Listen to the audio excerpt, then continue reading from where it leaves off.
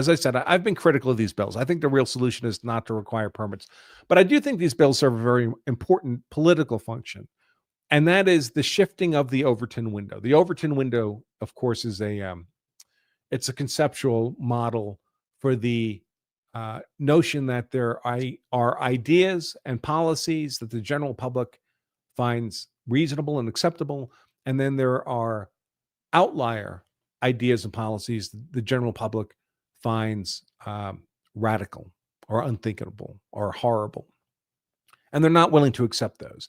And the key of the Overton window is that it's not static; it can move. I talked earlier about how when I first started carrying concealed, very few states had concealed carry.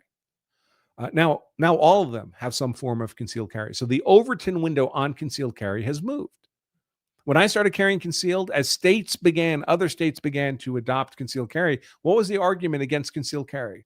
Blood will run in the streets. People will shoot each other over shopping cart arguments.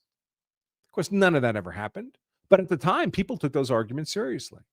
It was an argument against concealed carry.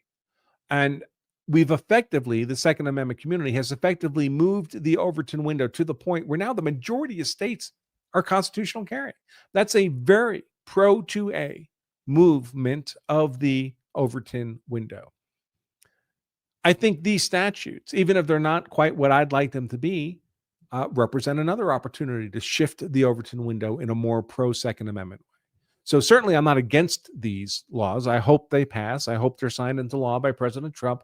I think they're a step in the right direction, and they change how the public understands what's reasonable about concealed carry.